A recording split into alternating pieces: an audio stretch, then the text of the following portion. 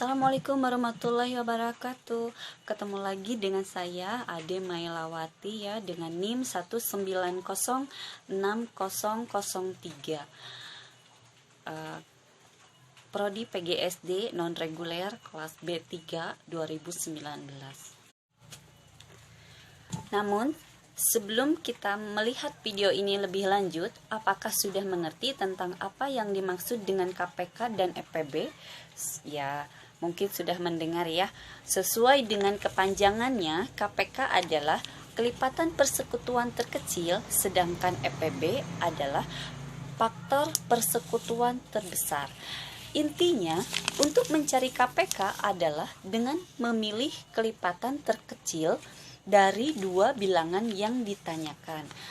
Sedangkan untuk mencari EPB yaitu dengan memilih faktor terbesar dari dua bilangan yang ditanyakan. Ya, seperti itu.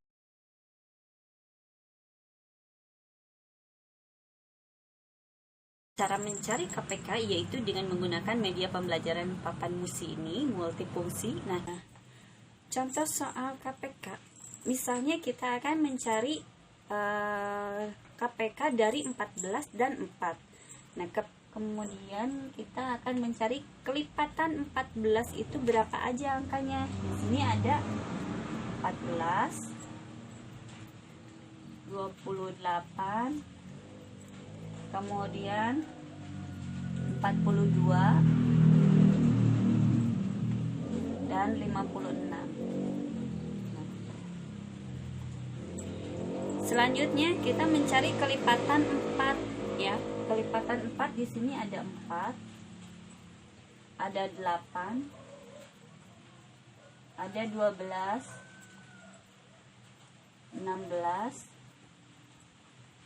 20, 24,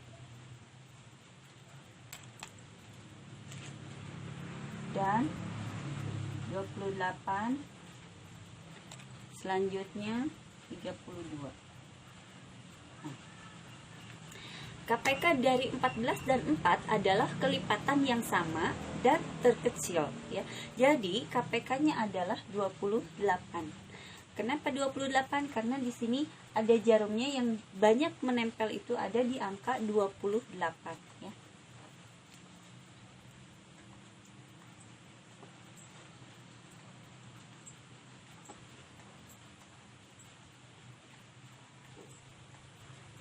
Nah, soal selanjutnya yaitu tentang EPB. Misalnya kita mencari EPB dari 14 dan 4. Kenapa soalnya sama, tetapi caranya yang berbeda ya. Kalau tadi adalah KPK yaitu mencari kelipatan, dan sekarang EPB yaitu mencari faktornya ya. Nah, faktor dari 14 itu ada berapa angka aja ya? Yaitu dari 14 ada 1, ada 2, ada 7, dan 14. Nah, faktor dari 14 yaitu 1, 2, 7, dan 14. Kemudian kita mencari faktor dari 4, yaitu ada 1, ada 2, dan ada 4. Nah, EPB dari 14 dan 4 adalah faktor yang sama dan terbesar. Jadi EPB-nya adalah 2 ya di sini. Kenapa enggak 1? Karena 1 kan ada 2 katanya gitu ya, jarumnya ada 2. Tetapi di sini karena ditanyakannya EPB, maka angka yang lebih besar yaitu adalah angka 2 ya. Nah, untuk menyelesaikan soal cerita, jika mendapatkan soal cerita EPB dan KPK, perhatikan ciri terlebih dahulu ya.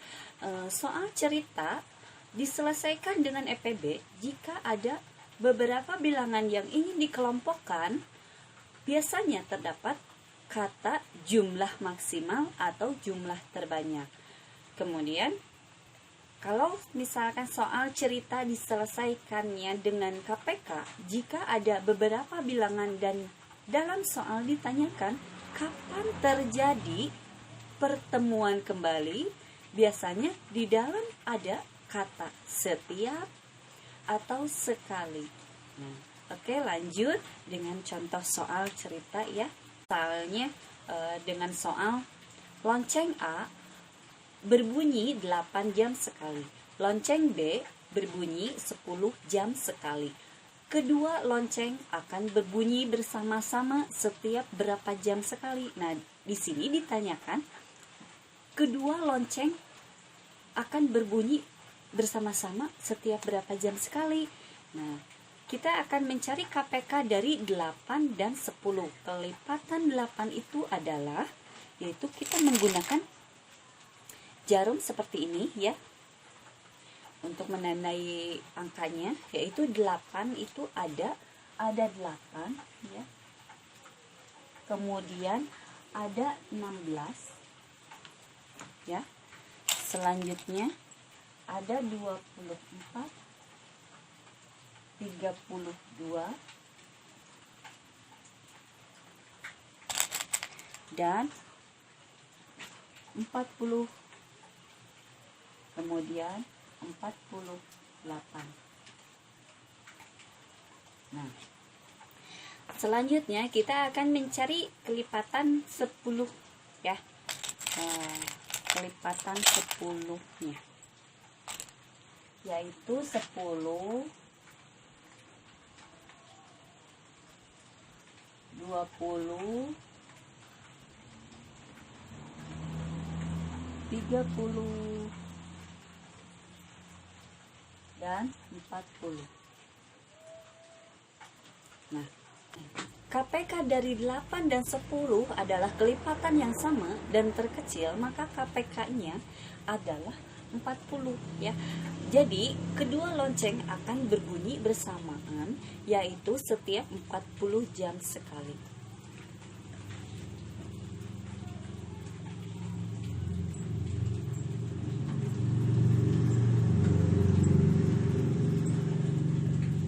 Selanjutnya ya, soal cerita.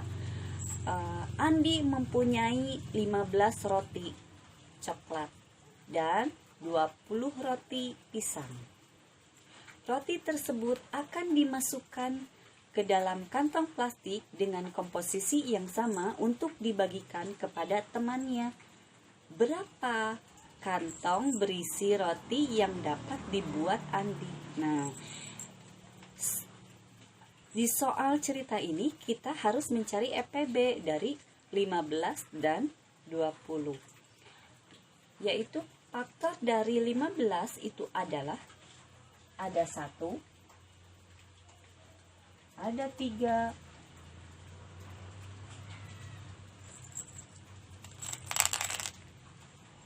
ada 5 dan 15 ya, 15. Dan kemudian faktor dari 20 itu adalah 1 ya. Kemudian ada 2. Kemudian ada 4. Ada 5. Dan ada 10 dan juga 20. Nah, EPB dari 15 dan 20 adalah faktor yang sama dan terbesar, maka EPB-nya adalah 5 ya. Jadi jumlah kantong plastik yang berisi roti dengan komposisi yang sama adalah 5 kantong plastik. Selesai. Mungkin cukup sekian. Saran dan kritiknya sangat membantu dan membangun ya. Terima kasih. Cukup sampai di sini. Semoga bermanfaat. Assalamualaikum warahmatullahi wabarakatuh.